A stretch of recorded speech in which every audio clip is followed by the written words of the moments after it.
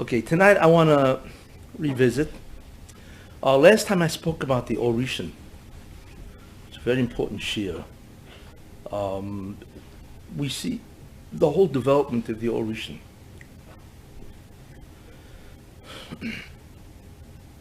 Because in the end, that's the main idea of the Moshiach.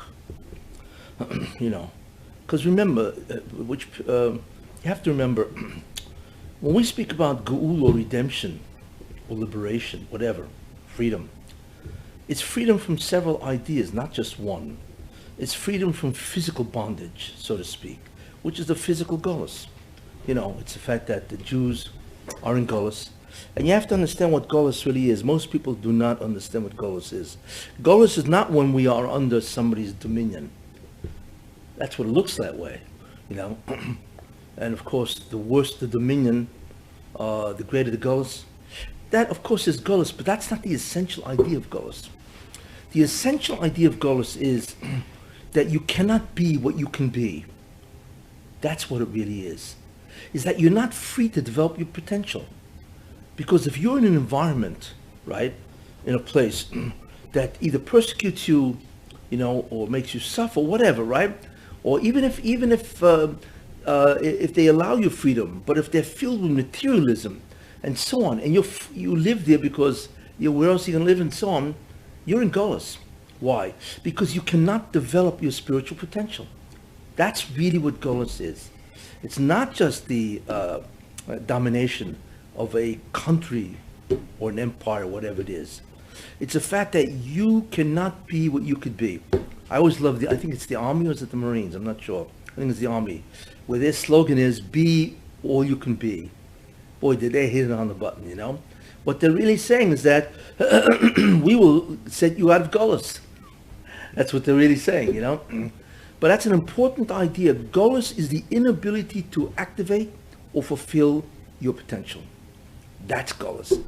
The way it's done, of course, is when you are in environments that either persecute you, they afflict you, right? Or they are incredibly steeped in materialism, and therefore, the Yetzer Hara bangs on the door and so on. That's why you're not making it, because you shouldn't be in that environment in the first place. That's really what gullus is. It's a very important idea, and so on.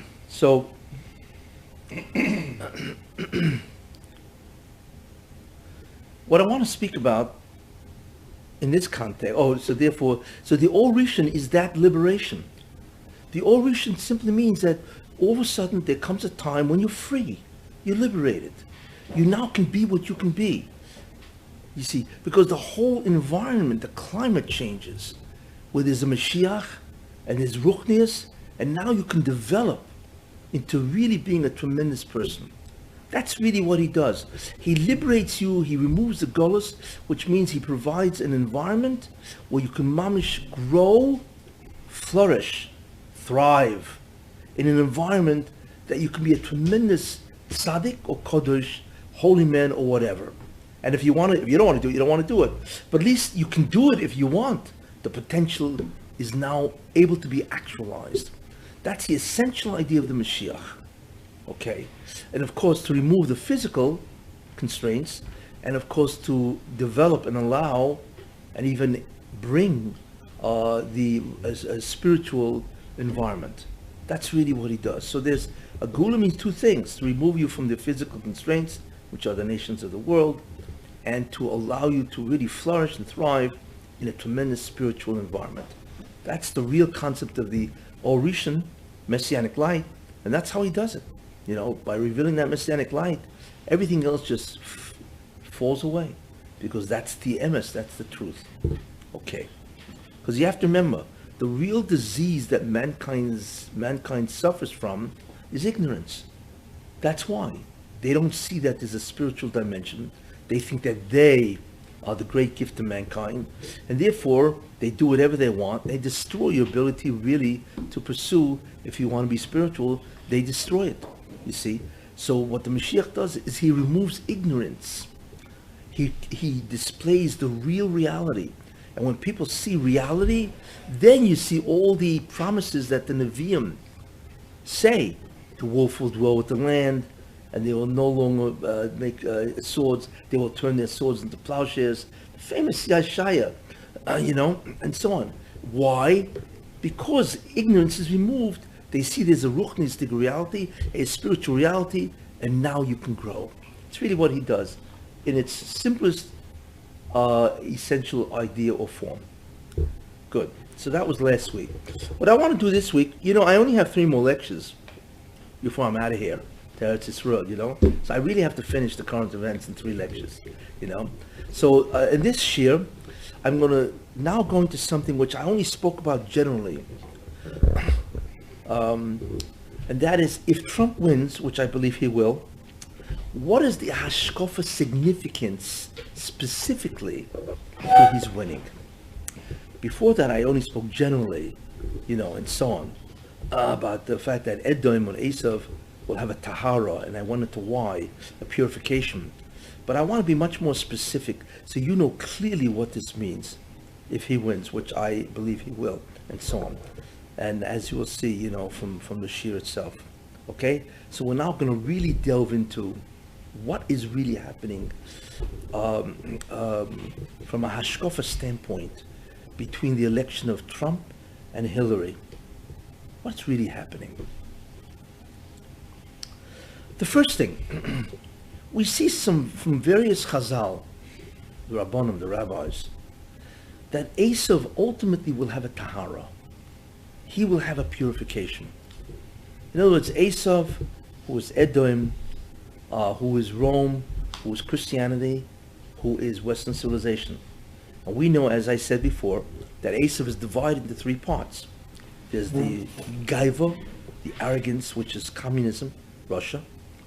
And then there is the mirma, the fraud, the imposter, which is Europe, of Esav. And then there is the taiva, the pleasure, is of course America. That's why you have 3 parts of Western civilization, because Esav had 3 fundamental characteristics, as we see in the Torah. Important. We also know from what I said before. Oh, okay. You're beginning to see. Good.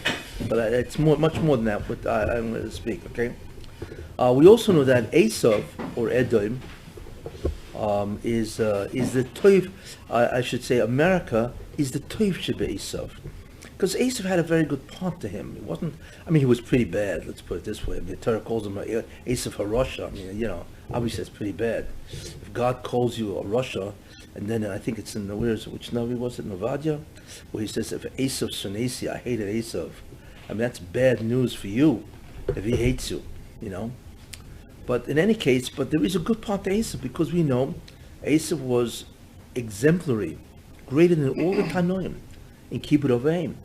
Was incredible. I once mentioned that even Rabbi Moshiach Gamliel said, it's interesting what he said, that I am the greatest in Kibbud Avim, in honoring your father and mother.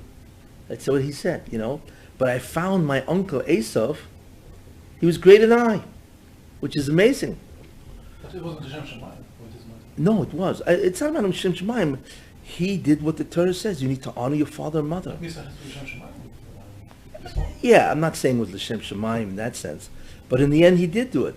That's what he did, And so the Chazal give an example of what that means. It says before he used to visit his father or go in to see his father, he used to change his clothing and put on his big day Yom Tov, whatever they had then, right? It means his finery. You go to a wedding, right?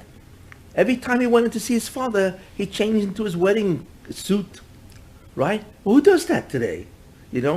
Most people, they go into their father and say, hey, old man, get out of this chair. You know what I'm saying? People, we don't have the same, people don't have the same respect that they used to. But Esav was incredible. You can imagine what his kibbud over him. In fact, it was so bad that's why Yaakov was incredibly afraid of Esav.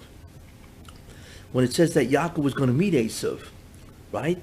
It says, Vayira Yaakov Me'oid, and Yaakov was petrified to meet Esav, his brother. Why? God promised him when he was on his way to Lavan that he would, he would be successful and so on. And God said, I will be with you. So the Gemara says, Shema Yigru Machet. You can be, God can say one thing, but if you sin, that thing can be taken away in a certain sense, But the real problem, and that he was afraid, it's brought down in the Targum, in the Aramaic translation, that he was afraid of because of the Kibbud Ovei Esav. Definitely, tremendously afraid, because that was an incredible schus, and we suffer because of that. The Kibbud Ovei that Esav had, which is a tremendous schus. In any case, so America is that Tov Sheba Esav. And I always like to mention, that's why America is the only nation basically has Mother and Father's Day. Where'd that come up from, right? Well, Mother and Father's Day is Kibbud Ovei, and so on, But America has a lot of also, as I mentioned, a lot of schus. Their foreign aid is incredible. Anyway, so therefore, Esav will have a tahara. I should say specifically, America will have a tahara. Okay, and you find Chazal say that. Let's take a look at some of the Chazals, which is very interesting. First one is what you mentioned, that it says ultimately, the chazir, the pig, is treif. Why? Because a pig has cleft hoofs, right? Split hoofs, but it doesn't chew its cud. And you have to have both to be a kosher animal. So the old thing is the chazir says, you see, I'm kosher, which of course is the old imposter. I'm kosher, see the outside, inside I'm really treif. Outside I'm fine. It's classic Esav, which is the concept of it being an imposter. So it says that in the end of time, the chazir will be kosher. So for those who always wanted to taste bacon and eggs, or pork, whatever that is, you'll get your chance. That's interesting. Why? Because the chazir represents Esav. And therefore, if the chazir is going to be kosher, that means that the nation it represents has to be kosher, tahara. That means the sins of Esav will be removed. So we see one chazal that's clear that Esav will have a tahara. We see that clearly, because of this chazal. Second idea. Does it mean it's going to be related to Abba? Oh, wait, don't jump. I'll get there. Wait. Yeah. The second thing, which is also very important, when Yaakov was when Yaakov died and they brought him to Moshiach Machpelah, right? So Esav came and said, "Excuse me, who says he gets buried in Moshiach Machpelah? I'm also a descendant of Yitzchak. I want to get there." So there's different differences, but the main medrash is that Hushim ben Don, who was deaf, he didn't hear what's going on, so he couldn't believe what's going on. He says, this guy is stopping, it's a bizoyin to Yaakov Avinu, he's lying there, and because this guy is saying, hey, you can't give him the grave. The guy, he was saying it's his grave. So Hushim and Don didn't know any chokhmas, He took a sword, but it says he could, and he just lopped off his head, just cut off Esav's head. But it's funny, it's interesting where it says that he couldn't cut off Esav's head from the front because Esav looked like Yaakov.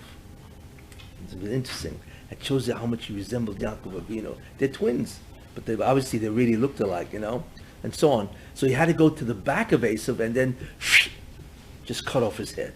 So what happened to his head? So obviously the body fell, right?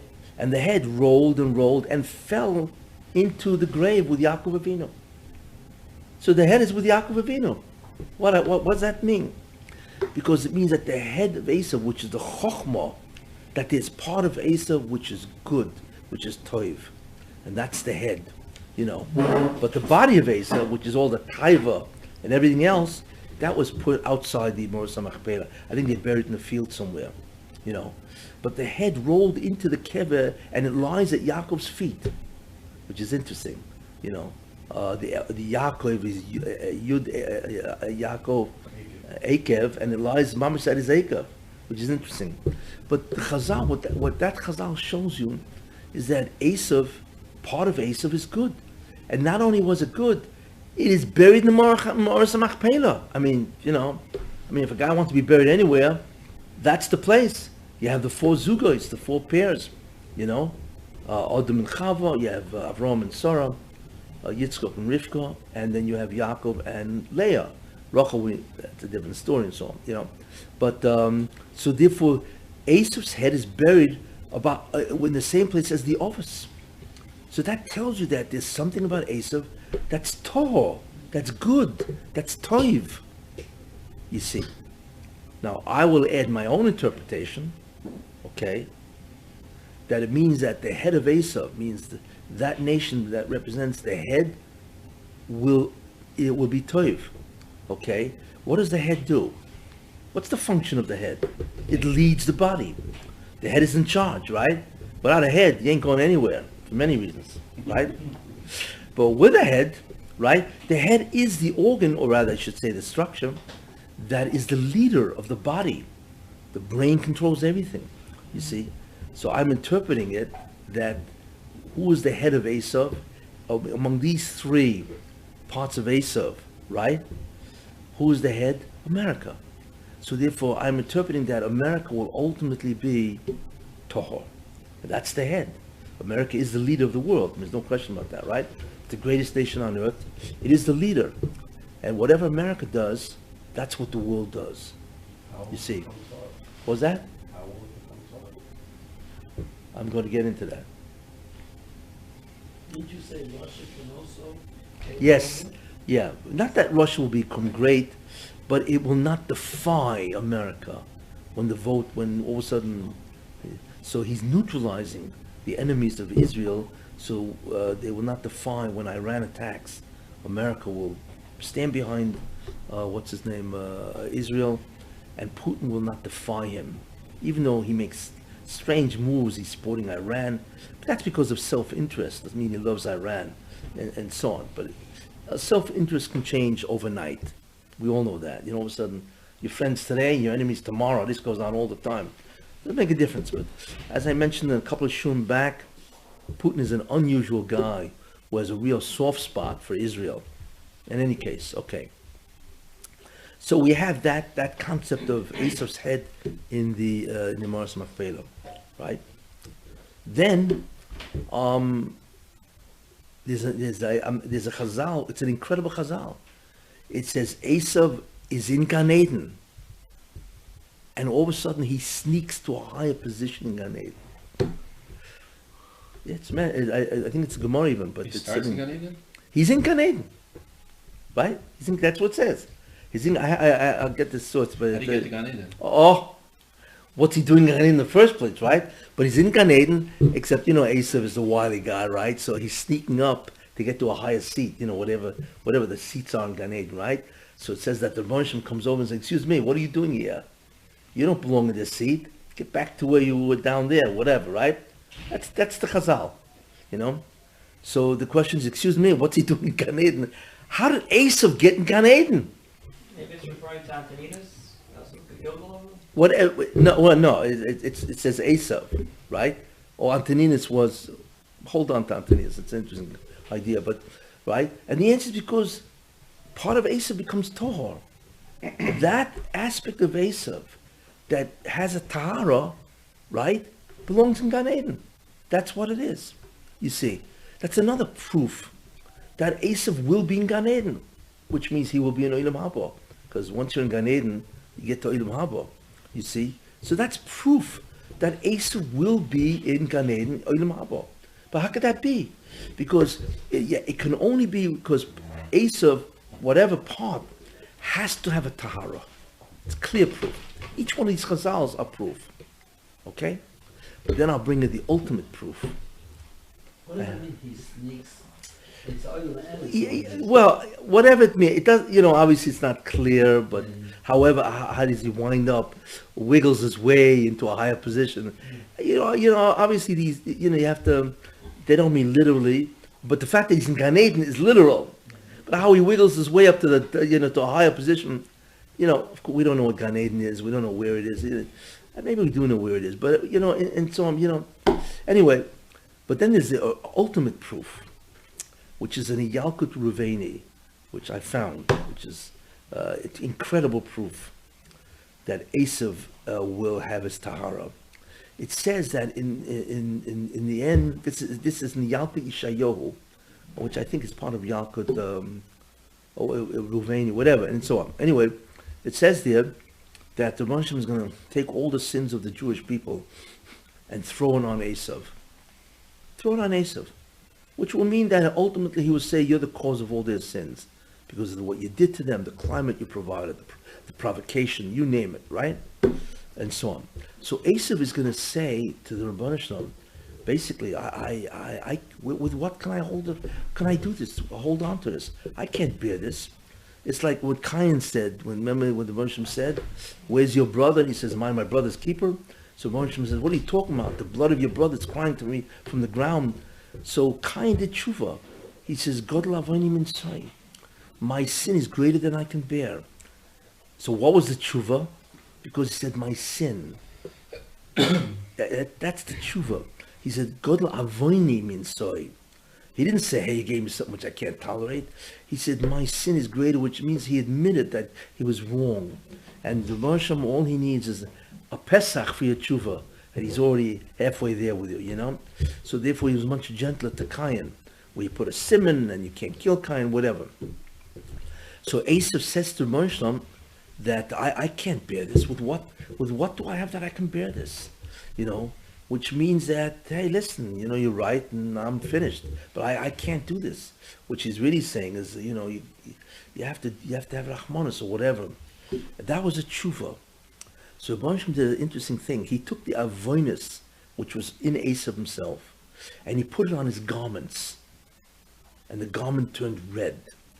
So in a certain, what that means is that in some way he mitigated or he softened the judgment against Esav. So it's no longer on the Esav himself, it's on his garments. And garments, we know, can be taken off. You know, they're now movable, you know, can be removed. And therefore you're okay. You just take off the dirty clothing and put on some new stuff, right? So that's what it says. But then it says it's something even more outstanding. It says then what the Rebbeinu did for Esav is he took those garments which are red and he made them as white as snow. Tahara. Isn't that what we say by Yom Kippur? Kashela Yalbinu, that he will, you know, take our sins and make it as white as snow. That's mamish what he does to Esav. That's not rachamim, that's out and out. Yeah. Whatever it is, a moedi kapara. I mean, it's a true kapara. You know? How is Esav Zilchah to such a kapara? That's the medrash. It doesn't say anything more than that. But that's astounding. That he's going to take his averis and make it white as snow. And that's what we say. You know, you take our sins and made it white. That clearly indicates that in the end, Esav will be toho. No sins. That's how he gets into Gan Eden, by the way. Right? But that's a tremendous medrash. You also find right in the same medrash, where it's also amazing, it says, Sedoim and Amora, La'osad Lovay will be Misrapen. They'll be cured. It's another incredible statement, you know. I mean, clearly the Moshe has a different agenda. There are ways he does it and so on. Okay. But what you see from all these Midrashim is that there will be a tahara of Esav. You see. That question is when. Not if, but when. So we now know that Esav Horosha, the Toiv Sheba Esav, will have a tahara, will have a purification. And he'll get into Gan Eden. That's clear from all these Midrashim, Chazal 4, that I just brought down. So that concept, in many ways, is indisputable. What does this mean, Api Ashkofa? What tahara will he have? Now, until now, I've been saying, basically, that tahara is his sins will be forgiven. Right? But it's much deeper than that. And you have to hear this very important concept, which answers different questions, which in many ways is an unknown concept, which is very interesting.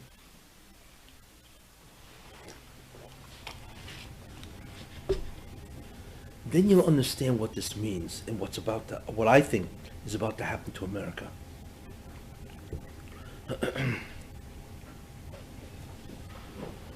Yaakov and Esav, they're fighting around by Rivka, you know, in her uterus, right? They're battling it out, right? And she doesn't know what's going on, she goes to the Shem Ba'eva, whatever, and he gives her a whole, Shem Ba'eva, whatever, which was obviously with Nevi'im, they gave her a whole prophecy and so on, that Ravia, that Uloim, you know, that Shnei Goyim Bivitnech, there are two nations in you, right? And so on. And Shnei Goyim B'nech means the two nations, means that there's an equality here, you see. So what will be the ultimate thing? The ultimate thing will be what? That Rav Yavoy Tzoya, the older will serve the younger, right? Rav Yavoy Tzoya is really the end. One nation will be always greater than the other, and the older will serve the younger. Okay? What does that mean, the older will serve the younger? You know, what Rivka should have, or what Shem Weber should have said, the older one, hey, it's not to do with the younger one. What do you mean he will serve the younger? That means that Yaakov and Esav have a connection where Esav serves Yaakov. You know, what she should have said is that, you know, one's going to go one way and the other guy's going to go the other way. You know, so what's a serving, right? So what they're telling Rivka is a very profound idea. There are two guys that you're carrying, okay? And by the way, I gave a share a long time ago, right? That Esav was born, he was really an Ov. There are really four of us, if you remember. And there are four Imors. Most people don't know that, okay? The old question is why there are four Imors, right? Matriarchs, right? And there's only three of us. And the answer is, there are four of us. What? There are really four of us. I have 17 cassettes on this, which is now on, you put it, right? It's on the internet. It's on TorahThinking.com. 17 tapes, which is 25 hours on Yaakov and Esav, three parshas, you know, told us, and all the way till the end of the Chumash, and so on. Anyway, but that's the bottom line. What does that mean? Because Avraham Avinu was an Ov, obviously. He represents Chesed. Yitzchok was an Ov, patriarch. He represents Gvura, right, which is the left side. And the middle is Tferes. But the middle has two parts. There's the right side of the middle and the left side of the middle. So the right side of the middle was represented by Yaakov. And the left side of the middle was represented by Esav. So really there are four of us. Avram, Yitzchak, Yaakov, and Esav. But since they're both in the midah, the characteristic or the sphera of Tferes, therefore they're twins, because they're both in the same sphera. That's why they're twins. The problem was, we know, that Esav became a Rasha. So therefore, he left a vacuum on the left side of Tferes. You see, he really was an Ov. In fact, the Medrash says that it's an incredible Medrash where you see that if Esav had not become a Rasha, which I once mentioned, Yaakov was supposed to have 6 Shvatim, and Esav was supposed to have 6 Shvatim. Wow. You know? So what do we see? That Yaakov and Esav are fundamental parts of the Tikkun process. Both of them have to do the Tikkun. What? Wait, I can get that, right? That was the original plan. Because Tiferes is right and left.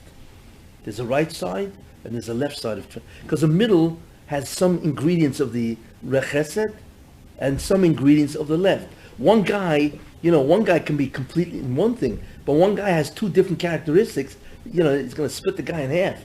It's called a multiple personality. Yaakov did it. What? Yaakov had to do it in the end. Oh, so what happened?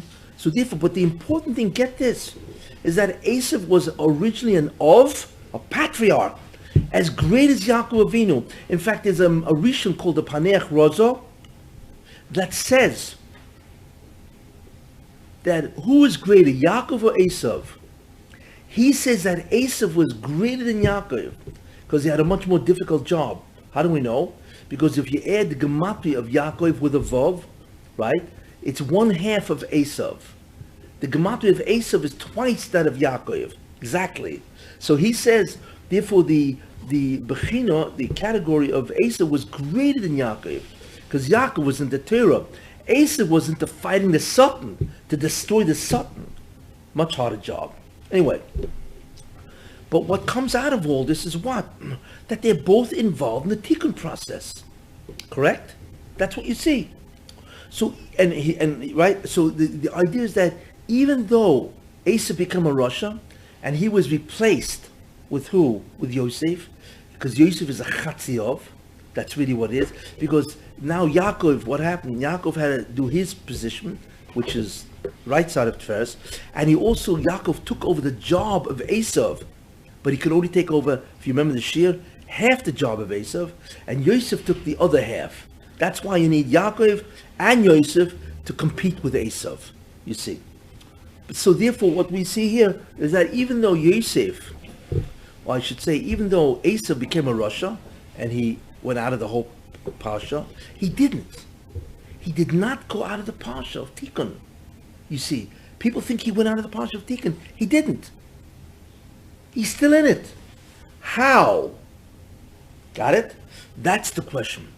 So there's a Moedig Medrash, and that's a tremendous, profound idea. The Medrash says like this. It says in the Torah, the Rav Yavoy Tzoir, and the older will serve the younger. Yes? So that means that Esav, right, will serve the younger, right? Because the first Esav has to serve the younger because the main thing is Yaakov in terms of the Torah. That's his function. But Esav will serve by destroying the Satan and the whole side of evil. Fine. But the Medrash says that in the Torah there's no Esav. So you can read two ways. Rav Yavoy Tzoir, the older will serve the younger, or Rav Ya'aved Tzoir, he will afflict the younger. It's a Medrash. You see? That means, so, and either way, he will serve the Yaakov. Whether he assists Yaakov, which means that Esav remains an Ov, except his job is to destroy the Satan, or he doesn't assist Yaakov that way, he will assist him in another way by subjecting Yaakov to Yisurin. And if you remember, that was method C for the Tikkun. Method A is mitzvahs, method B is tshuva, and method C is Yisurin. Yisurim is not really a tikkun device in as much as it's progressing the agenda. It's really just fixing what happened. No, but Yisurin does do Tikkun. It does a Tikkun. I'm not going into how it does it, but it does. So therefore, what the Medrash is saying, an incredible concept. There's Ya'avoid and Ya'aved. Either way, Esav is going to do it. But wait a minute. I understand if it's Ya'avoid, he's going to serve the younger, means he'll do the Tikkun, with the obvious way. But Ya'aved, he does the Tikkun, the answer is yes. Because like, if Yaakov deserves punishment because he sins, then Esav will Ya'aved, he will be the one that makes Yaakov suffer, and as a result of that, the Tikkun of the Bria, of the creation, will be done. What an incredible Medrash. What does that show you? That Esav is still doing the job of Tikkun. Except he shifted his roles from Ya'avoid to serve the younger, to afflict the younger, to persecute or punish the younger. But it's the same, but that concept means that Esav, who's the Bechor, right, is still doing part of the Tikkun.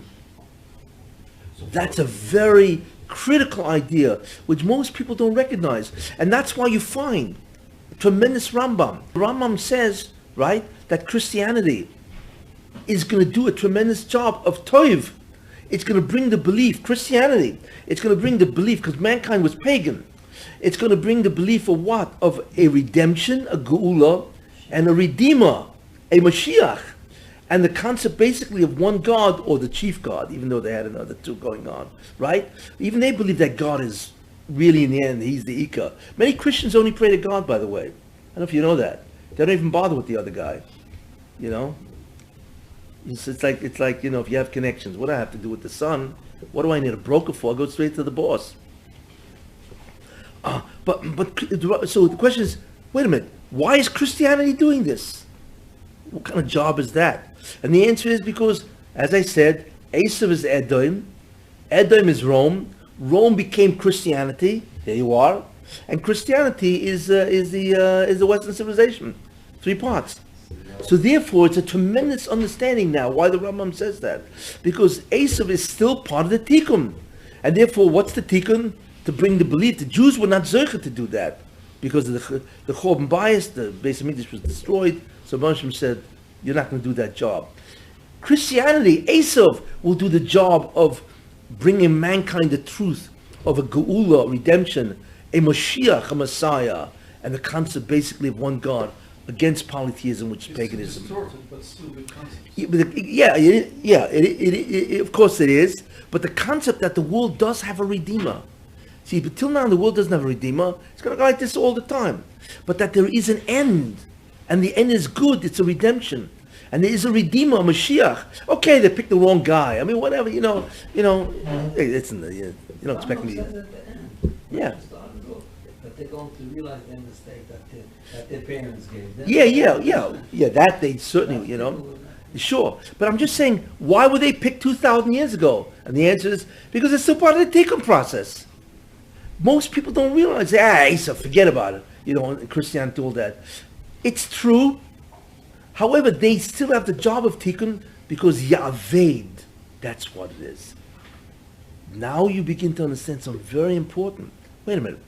If Esav has the job of serving the younger, right? Either way, through assisting him to do mitzvahs, which is what America does, right? Now you begin to see what that is. America is really doing the job of Esav, to whatever extent it does, And America also is Ya'aved, because they keep screaming for a two-state solution. They're doing both at the same time. But they're still doing stuff which is good. And one of them is they sponsor Torah, which is incredible. Therefore, we now understand something very important, that Esav has Ya'avoid and Ya'aved. He does the Tikkun, and that's why he's in Gan Eden. The question is there a shift? Is Esav going to go from Ya'aved to Ya'avoid? That is the question.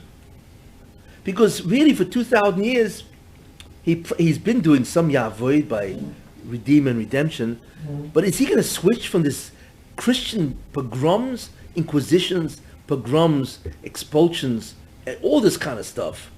And the answer is yes. That's the Tahara.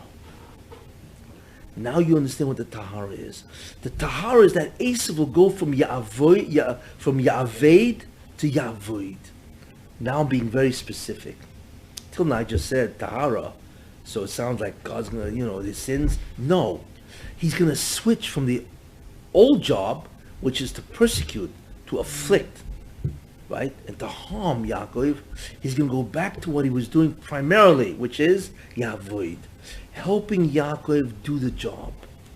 In America, it happened to a large extent. What was that? In America, it happened to a large extent. To a certain, yes, but America still, with Obama, it's still, they want two-state solution. It's not just Obama, it's Bush, Clinton. They're all, they're all terrible what they did with Israel.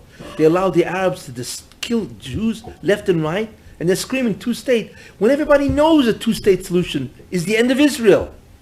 If you gave them Gaza and they'll go crazy, you give them, part of Israel, forget about it.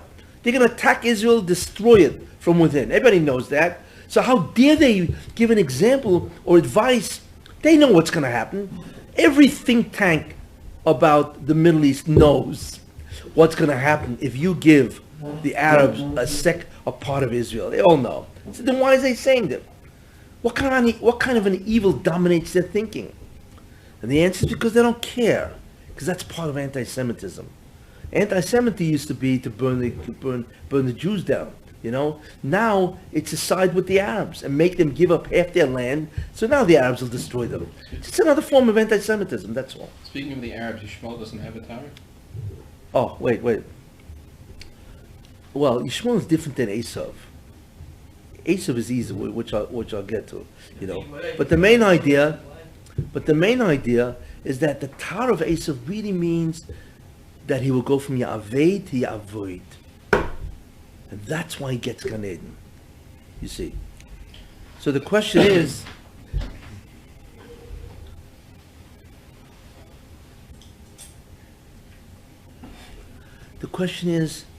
when will this happen?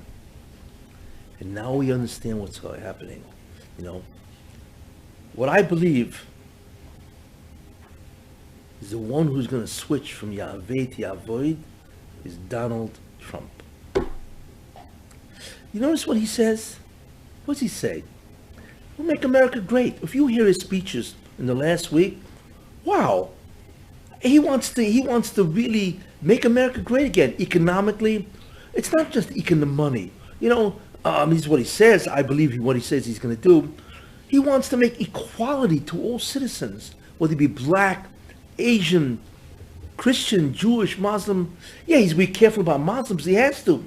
Because you see what's going on in the world? They're blowing Europe up all over the place. Of course he has to have extreme to vet them. What is it called? Extreme? Prejudice? No, vetting. Of course he has to vet them. Of course. It's not that he's against Muslims. People are stupid. What are you talking about? He's not against Muslims. But they're coming, they're killing Europe. They're bombing everywhere. So of course you have to vet them. He didn't say that he's against Muslims per se, but you have to stop. You have to not let them in from countries that have all this going on. It's simple what he's saying. But forget about the agenda of the left and the media and Hillary and Obama, whatever and so on, you know. It's obvious. But what he wants to basically do, and he says, and I believe he will do it, you know, is that he will make America great, which means not only economically, it means getting tough with all the Rishoyim in foreign countries. You know, it's like when the cat's away, the mice will play. He's the cat that's about to come back into the nation, the world, and say, excuse me, what are you doing? Why are you killing people? It's like he's gonna put the America back on the police beat. That's what he's gonna do. He's not gonna tolerate any nonsense, you see. So it's not just America. He's going to now enforce the law, and he says law and order in America. I mean, everything he says is incredibly logic, and I believe he will keep to that. What does that sound like? And I guarantee you, right? His son-in-law, Kushner, whatever his name is, Kushner, yeah, he's Jewish. He's religious. Ivanka is certainly religious. She converted, she's from, you know. Jason Greenblatt, I think his name is his major counsel. The guy's an Orthodox Jew. He knows Jews. He hangs around with them. And real estate. I told you why the whole the whole. So why does she have such a big following? Wait. Five. Wait. Don't jump. Got to keep it simple. Therefore, I believe he will turn America from Ya'aveh to Ya'avoid, because everything he says indicates that he's going to really be a tremendous president in the United States. Tremendous. Really equality, prosperity, and peace with law and order. He's going to stand up to all the nations of the world. He's going to side with Israel when he realizes that they cannot make peace with Israel, as I've said before, because it's theologically impossible. All the ideas I gave in the previous show and so on. That's the Tahar of America. You now understand what it is, okay? Specifically what it is. See? And that's why I believe, remember I said that the Gematria of Donald Trump is Gematria Moshiach ben David? You know what that means? Do you know what that means? That his name is a Gematria? Of course, it doesn't mean he's Moshiach ben David. Let's forget that, right? That's out. But you don't realize something. Somebody who will turn a nation completely diametrically opposite is a Messiah. For them, yes.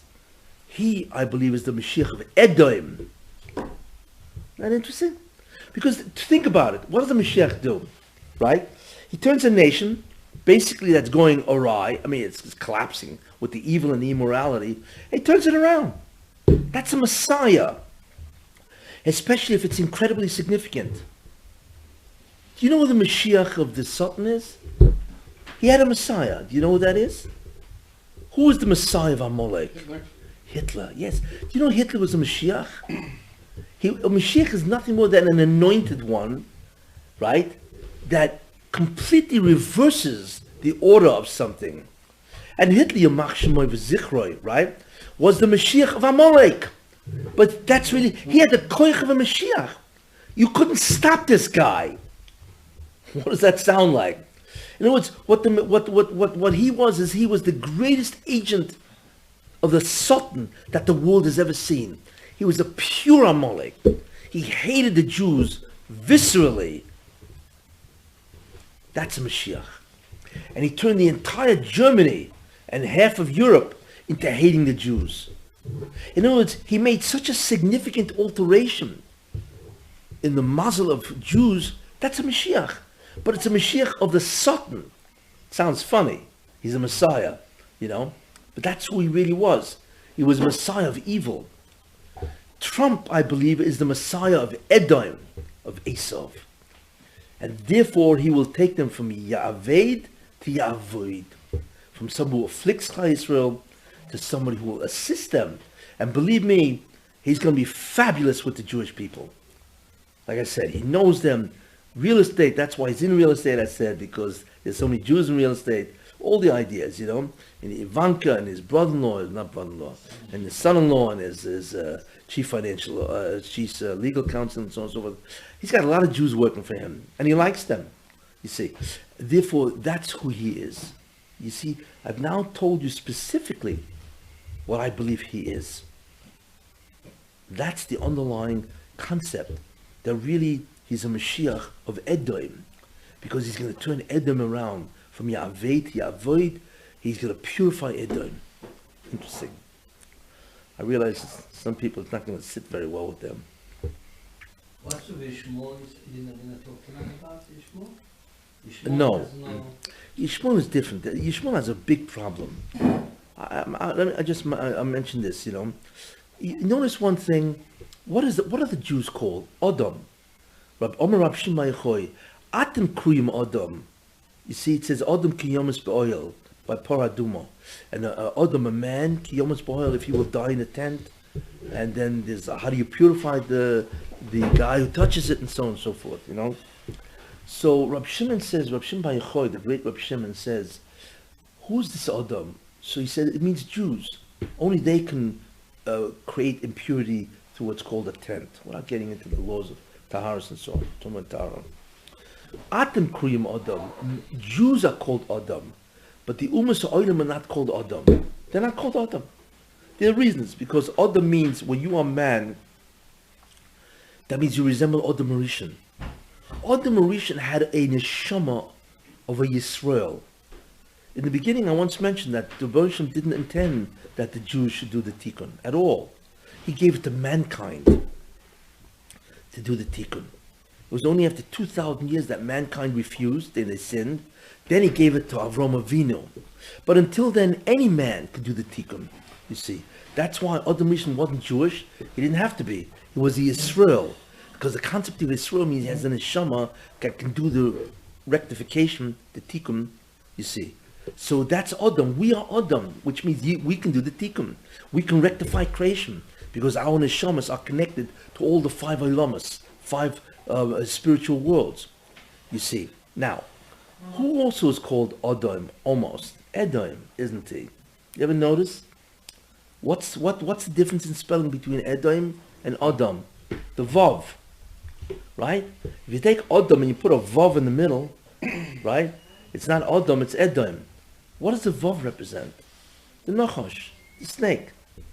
The problem with Edom is the snake, right? But if you take out the snake, what does he become? Adam. There you are.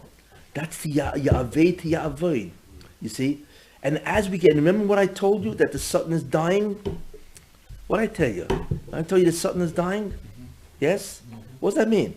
That means the vav is about to be removed from Edom. What's going to be left? Adam. What was Pilate Adam? Wait, no, I knew something. Wait. It's a very good question. You gotta wait. I can only talk at a certain speed. But you hear what I'm saying?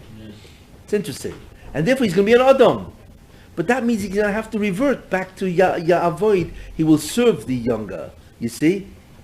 But he's an Adam. That shows you that really intrinsically he's an Adam. Except the Satan took him over and became a Rasha. The Satan became his Malach, his angel, if you remember in the Chumash, because the angel of Esau fought Yaakov Avinu, and that was the Satan who was the angel of Esau. So on, right? So therefore, you add the Vav. But after you take out the Vav, it's Adam, wham, he's back. That means, you know, so it's funny. He's an Adam with a Nachash. He can still do the Tikkun. But since he's got the snake in him, it's only when he persecutes the Jew. It's interesting, you know, to look at that word and so on and so forth, you know. But remember, the key idea here is that the Satan is going crazy. Why? Do you see what the opposition to Trump is? It's beyond belief. Obama hates him. You know, he's campaigning actively against Trump. And they're all trying to vilify him, denigrate him, degrade him, demolish him, destroy him. his reputation. That's Obama, right? Then you got, of course, Hillary. I mean, in fact, that's the only strategy in her campaign, because what did she do? What'd she do? She's a completely incompetent person. So her whole strategy in the campaign is to destroy him. I mean, imagine that's all the campaign is all about. Get Trump. You see, who else is against him? The media. It is unbelievable to watch. In fact, it's infuriating. Because how dare they? Their job as journalists. A journalist is supposed to represent both sides without bias. That's what journalism is. What they have become is they're not interested in journalism. They're interested in propaganda. They have become a propaganda machine for Hillary. I mean, whatever happened to journalism? It doesn't exist. But the chutzpah of the media to do that. How dare you do that? Your job is journalism, not to lambast Trump. You know, then quit the New York Times and then do it on your own. But don't call yourself a journalist.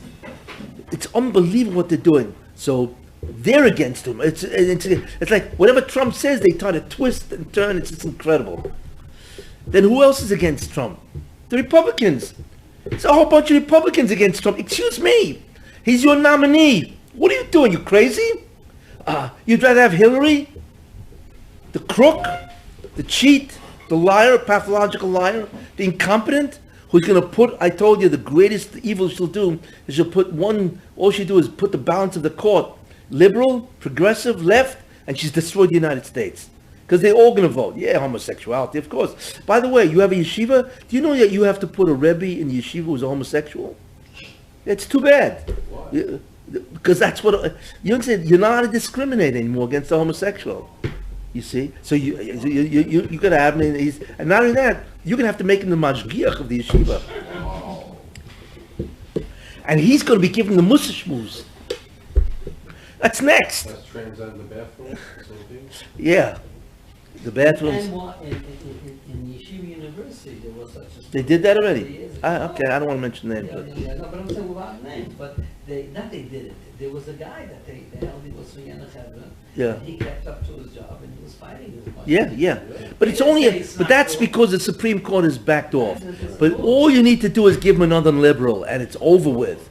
They are the Supreme Court is the greatest threat to religion in the United States. They're going to decimate it by making religion you're not allowed to discriminate. So you're going to have all these guys. You can't discriminate against religion either. What? You can't discriminate against religion either. That's because of the Supreme Court. Where the Supreme Court gets a hold of it. Don't worry, they'll interpret the Constitution in such a way where your next mashgiach is homosexual. I guarantee, don't worry about it, What's the end of America? You know why? Because America will be chayav misa. Homosexuality is what brought the Mabel. So that's what brought the Mabel. Homosexuality, right? So therefore, they're going to make America chayav misa, subject to the death penalty by God. Because God will not tolerate a nation that is homosexual because nobody's populating the earth. It's ridiculous what's going on.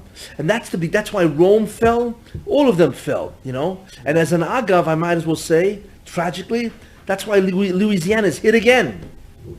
We might talk about Katrina, why it happened in 2005, because the Southern Decadence Day was on Wednesday. The storm hit on Monday, went over the levees on Tuesday, and wiped out New Orleans on Wednesday. Or even Tuesday. Why? Because on Wednesday there's a holiday that they have called Southern Decadence Day, where the police and the whole government doesn't even look what's happening. They look away, and all kinds of perversions and immoralities take place. Homosexuality, I didn't want to go into it. Yeah, and so all kind of stuff. So Bonsham said, hey, listen, I can't destroy the whole America, but I'm going to destroy all New Orleans, right? And a hurricane is a mini marble. That's exactly what it is. That's exactly what's happening now, because they're still doing Southern Decadence Day. The Baruch gave them 10 years, 11 years to do tshuva. They're still doing it.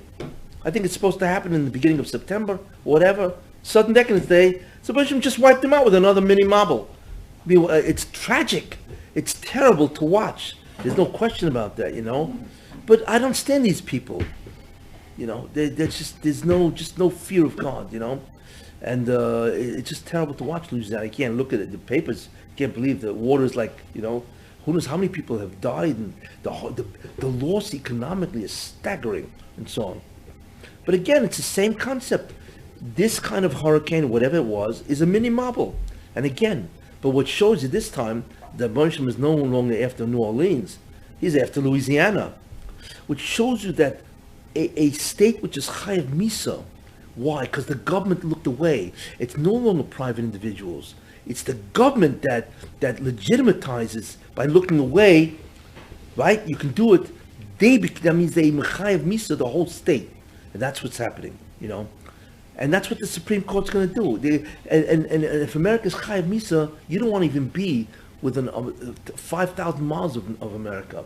When the God's going to go after these guys, he could wipe out the whole America. It's not a big deal. Earthquakes in California, you know what I'm saying? It's just what God can do is ridiculous to this country, and so on, you know. But anyway, that was an aga. But anyway, so therefore, this is what's happening, you know. Yishmael has another problem. The problem with America, it's a civilized country. You know, the problem with Esav, he's civilized because he's an Adam. His problem is that as a civilized man, he does evil. That's his problem. Yishmael is different. Yishmael is not civilized. He's a para-Adam. In other words, he's an Adam, right? But he's a para. He's a wild man. It's an uncivilized person. Who ever heard of a parent, right, telling his kid to commit suicide, to be a shahid, a martyr? This is not normal. You know, that parents celebrate the death of their kids, if their kids kill Jews or whatever. It's your kid. You know, what does a kid know? You know, it's like there was a father pushing his kid into the way of soldiers and say, go in there, you know. He wanted the Israeli soldiers to kill his son. That's not normal. This is not civilization. That's the problem with Yishmael or the Arabs. They're not civilized. You know, I'm not saying all the Arabs are like that. But the ones who lead are not civilized. That's why the Torah calls them para-Adam. You see, they're a wild man. It's harder for them to straighten out, to become civilized, than it is for a civilized person to become less evil. It's harder. So their refuah, you know, I told you there's a medrash that says Sodom and Amorah is going to be healed. You know, why does it say healed? Why doesn't it say that the Rosh is going to also put their sins like snow? You know what I'm saying? Because it's much harder. They got to be, because they are much more diseased. What Esav does, who's evil is not a disease. It's a more moral, you can call it a moral disease, but it's not the disease. To be uncivilized is a disease. There's something wrong with your brain. You know what I'm saying? What are you doing? You know, so therefore they have to be cured. But I don't believe that they will be cured now. I believe that's only at the entrance of Moshiach. That's significant of Yishmael's tshuva that did that. Yes, yeah, because Yishmael did tshuva, correct, yeah. And also Yishmael, I don't know if you realize that, but Yishmael also was part of the tikkun process. That's why he had 12 sons, 12 tribes. Yishmael himself was part of the tikkun process. Yeah, that's why he had 12. That's why he had 12 kids. Yishmael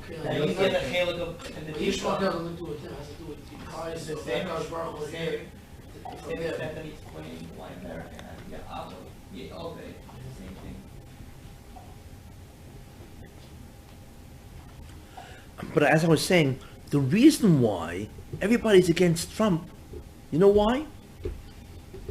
Because like I said, he's a Moshiach Edom. And guess what? If the Satan is dying, who's his greatest agent? His greatest agent is Esav. He's about to lose him. That's why he's going bananas.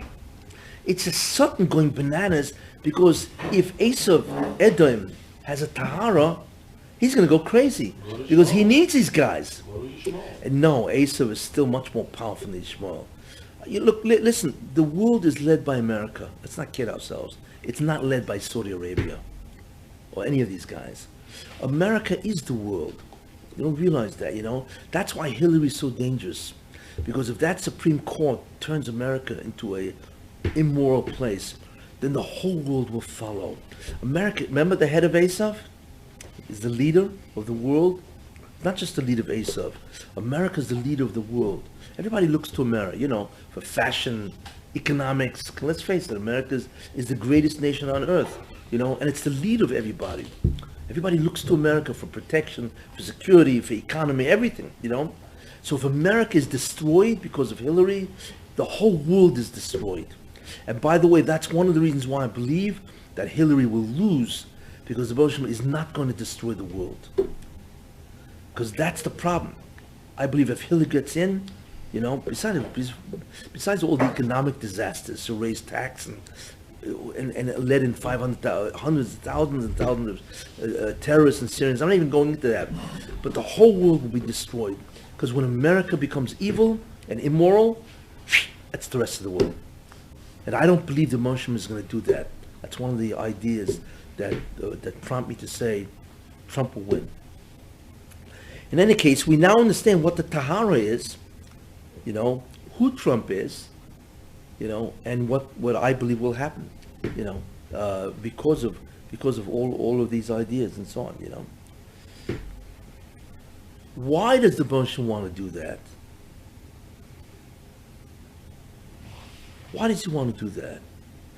Because I didn't speak about it yet. I only have 2 more shurim to go, but I'm going to speak about it, you know, because I mentioned that the Moshiach cannot come, because if he comes, he's going to reveal a spirituality, an awe, a light, an enlightenment, an illumination that is so unbelievably powerful, it'll kill everybody.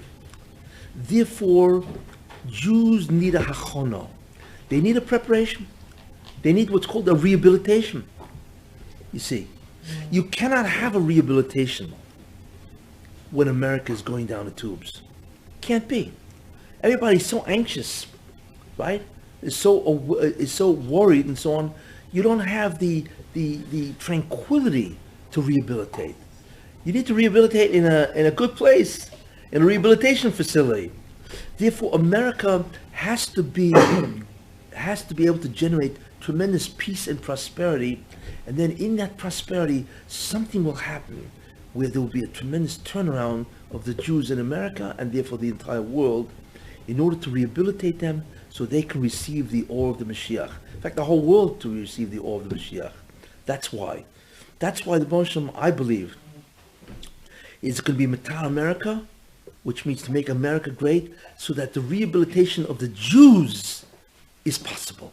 It always comes back to the Jews. Always. You see. But in order to do that, like I say, you can't rehabilitate in World War II. You know, you can't be rehabilitated in a country that's evil, immoral. How could you do that? You know, and so on. It's impossible.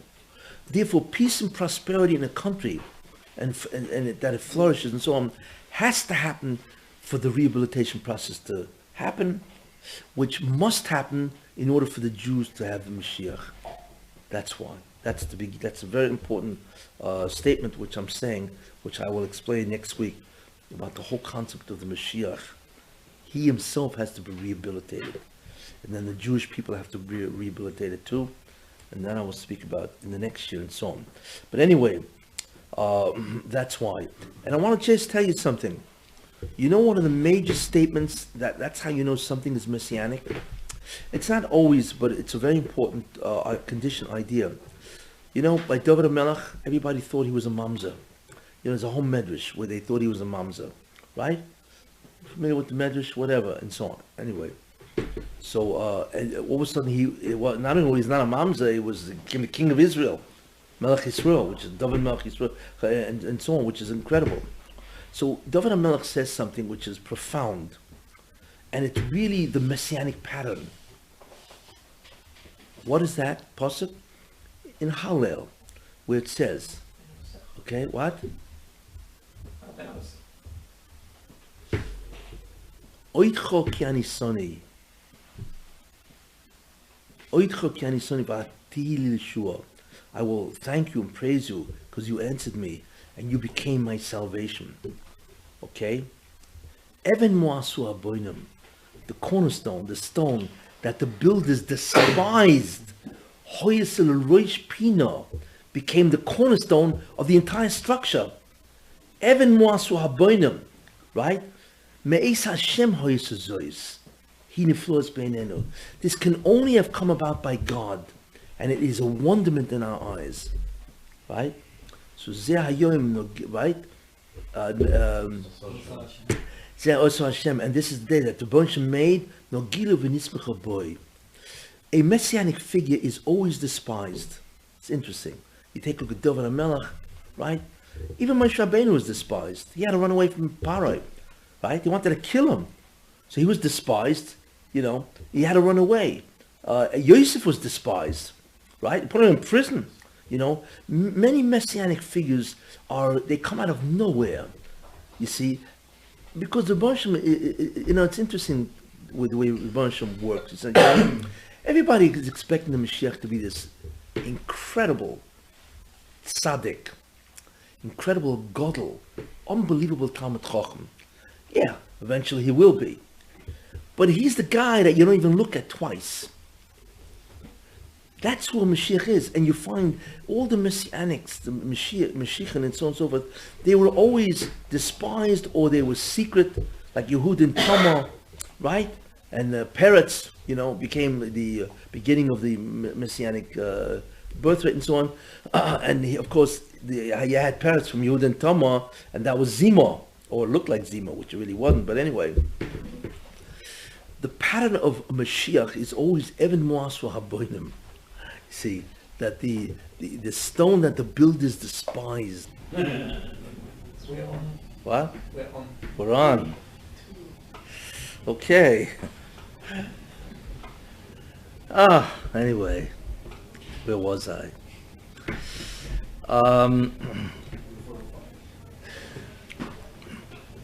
So that's why there's such opposition to Trump, because he's about to start something which is a major reversal of the job of Esav, from Yahweh to Yahweh. Now we understand what's going on, because what you're going on is it's astounding. You've never seen that in any political situation. You know, to such an extent with the media, everybody is against him. Even his own party, Republican Party, a lot of the people, they're just against him, and they're crazy. You know, Kasich and what do you call it, and Bush, you know, and what do you call it, they all promised that they would support the nominee, and these guys never showed up to the convention. So is that better that Hillary should destroy America? What's wrong with these people? You know, that shows you the gaiva of these people, the arrogance of these people. You know, why don't they grow up? They can't forgive. They're fuming that he won. You know, he said things which maybe were not right. You know, look, it's a rough campaign, and that's what politics is. I think they're personally scared because he's going to prosecute them. If he wins, they're going to be That's the government. Yeah, that's the government. But I'm talking about Jeb Bush and Ted Cruz and Kasich. You know, whatever. A lot of these guys said they would support him, the nominee, and they're not. How foolish can you be, really? What is it? Like, they can't get over the fact that either they lost or that he offended. He did offend them. There's no question. But then they did it to him. I mean, that's what politics is. You know, like they say, you know, if you can't stand the heat, then get out of the kitchen. You know, it's what it is. You expect that to happen. Anyway. But remember also, it's not just that Trump has to create a climate of peace and prosperity, tranquility. Remember, he's also has to do what? He has to protect Israel. That's also. Not only to create a climate to rehabilitate Klal Israel, where they can be rehabilitated and so on. He also is there to protect Israel against the upcoming war with the Arabs and the UN and all these guys. Very, very, very, very important. You know. You know, I have to mention one thing which is always funny. Trump does have a problem. It's very hard for him to suffer insults. Very hard. You know, even when he really, so don't respond. Forget about these guys. These guys are nobodies, you know. Look, he's got problems. Whatever it is, you know. That's his problem, you know. So what does he do? He openly goes against them, even if it's not appropriate. But I want to tell you something, which people do not understand. So people look at him and say, what's wrong with you? What are you doing that? You know, hey, so forget that guy. So he insulted you, big deal. Don't look at him. Get on with the campaign. But he can't. Very hard for him. Maybe now he won't do that anymore because I think he's really on the right track. But people don't understand. the reason why the Rebbe Hashem chose him, you see, is because he's so sensitive to that type of insult. And therefore he will defy anybody. That's his milah. That's his virtue. People don't understand. God needs a guy that's going to stand up to the world, to the United Nations, to Europe, to everybody. You know, you need what's called a chutzpah, and he's got it in spades. That's exactly what his virtue is. So the fact that he all of a sudden went, butted heads with the guy, the Muslim, where his kid died, which is unfortunate. I mean, the kid is really a hero, his son and so on, Okay, so he butted heads with the guy. So on one side, hey, what are you doing, guys? And so on. Whatever, The truth is he didn't really do that. He said the guy was a hero. And whatever. He just felt the other guy was biased and so on. The father. But the main idea is that this display of of inability to suffer an insult is exactly why he's the main guy for the candidate. That he's the candidate. Because that chutzpah, that inability to see wrong, he can't suffer, he cannot tolerate it. So if he can't even tolerate it with some local guy, is speaking out against him, could you imagine some country that's going to really try to do something bad against America? Or somebody that he believes in, like Israel, and they're going to try to do something against Israel? Could you imagine what Trump is going to do? People don't understand. That's exactly what his virtue is. Interesting. It's just what's called exactly the reverse of what people understand. Because they don't understand really what's about to happen and why Trump is there. Anyway, so that's a very, very important concept, which is what I just said and so on.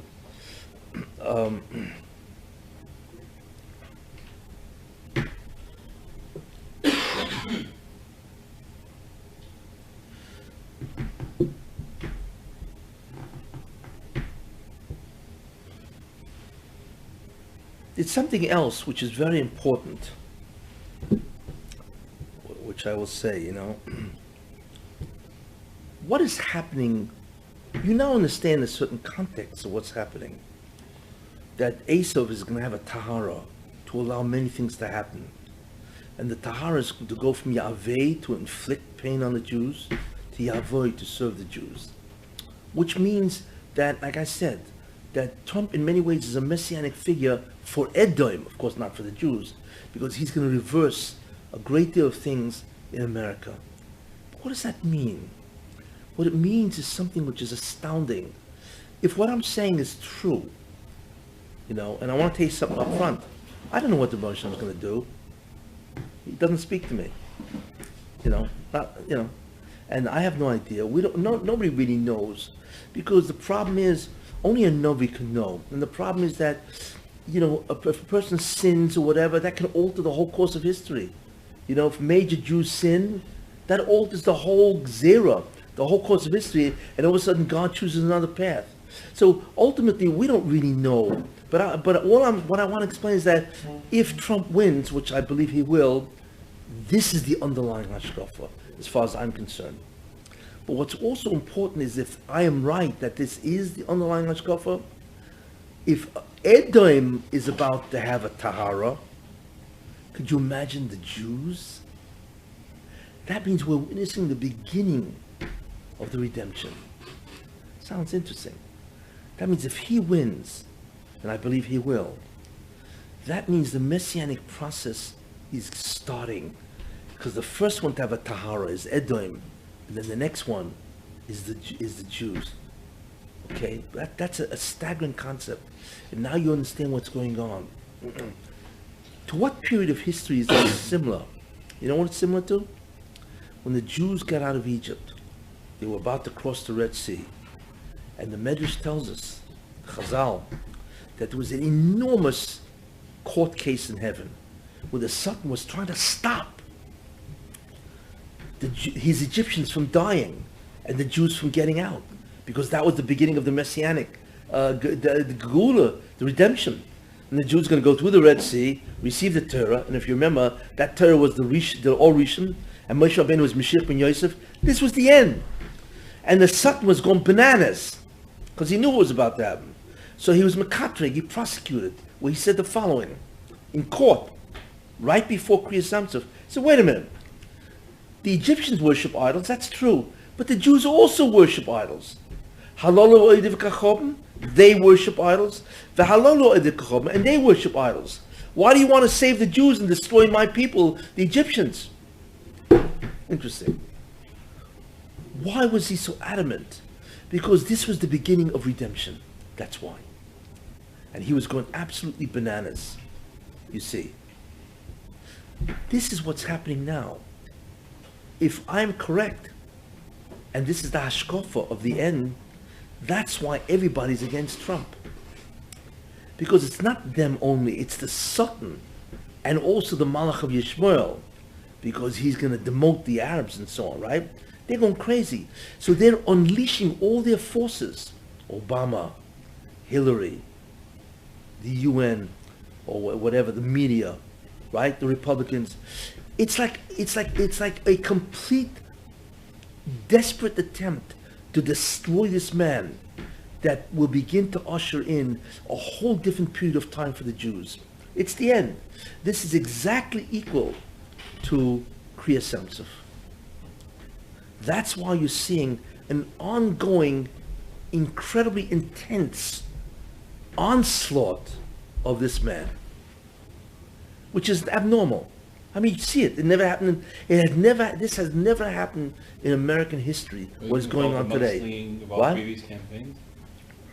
Nothing matches this. Nothing like this. I mean, if that man says anything, they take it and twist it where they degrade the guy. It's unbelievable. Like Goldwater, it was also no, it wasn't like this. This is beyond belief. The what do you call it? The lashon hara. It's really what it is. The mitzvah shemra, the slander, the lies, and so on and so forth that is being said now is beyond belief. With everybody, not just Hillary and Obama.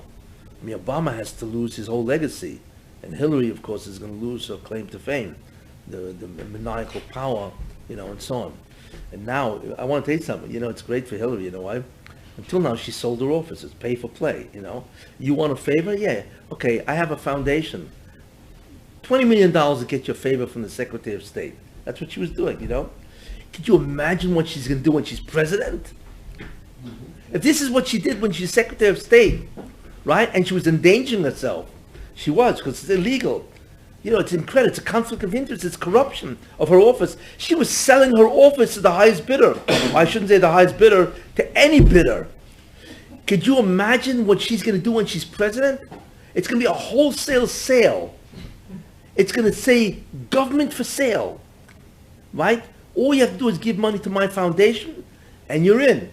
We will give you money, State Department, this, funds, Defense Department, you name it. We'll give you everything.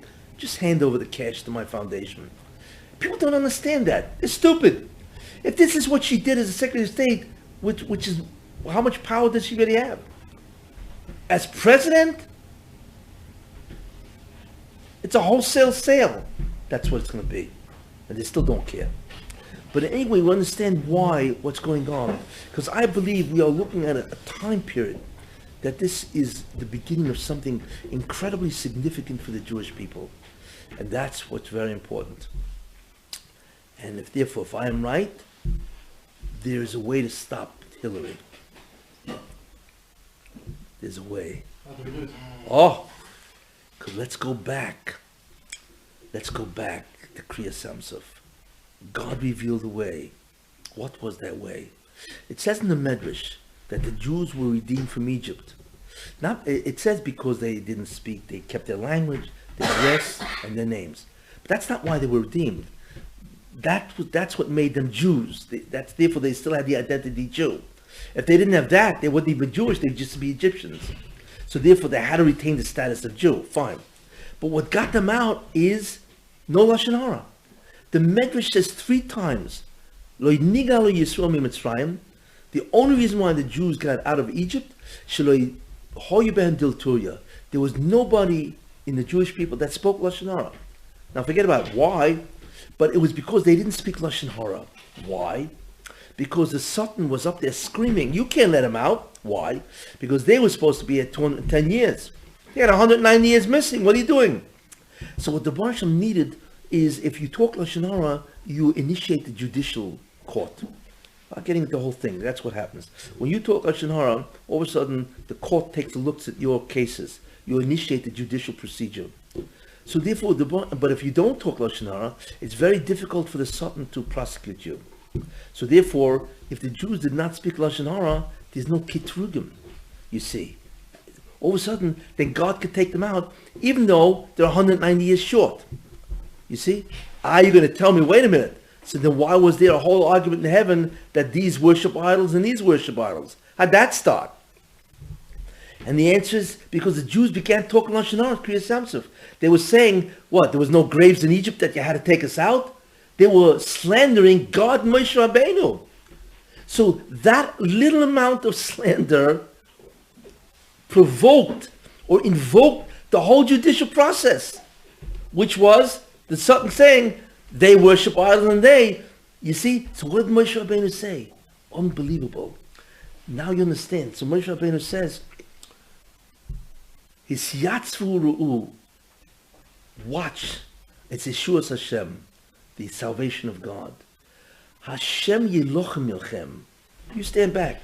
God will fight for you, and v'atem tachrishon, be silent. What do you mean be silent? What is this? What's that going to do? If they're silent or not? Because if you're not silent, you're going to talk Lashon Hara. And if you talk Lashon Hara, the guy's not going to stop. And because he's right in justice, because they do worship idols, you guys are not going to get through the Kriyas Yamsuf. So Moshe Rabbeinu says, incredible. He gave the advice. Don't talk Lashon Hara. Shut up. Oh, nobody hears this. You hear what he said? Yatem tachrishim. It's astounding what Moshe said, because he's right. If the Jews only got out because they didn't speak Lashon Hara, they don't stop. They're not getting out. So that's what he said. V'atem tachrishim, be silent. Stop with the Lashon Hara, no kitrugim, and you're out. You're redeemed. Therefore, if that's true, if somehow something will happen that the Jews won't speak Lashon Hara, the Sultan will stop his kitrugim, and Trump will win. No, what else? Don't ask me how that's going to happen, although I have an idea. But anyway. What? Yes, yeah, maybe. Maybe. Becoming very popular. No, I'm Getting very popular. Yeah, just maybe. now, even more now, they have something even more that make chizuk and not speaking Lashon Hara. When, in the Tisha B'Av event? Some lady, Well, they had a convention. No, but I'm saying, but some lady now, within 3 days, she got 6,000 people, 6,000 from you to join in together. Can the Makabal not talk Lashon Hara? Where, in Lakewood? All over. Throughout the world, yeah. Who's this? I just something happened.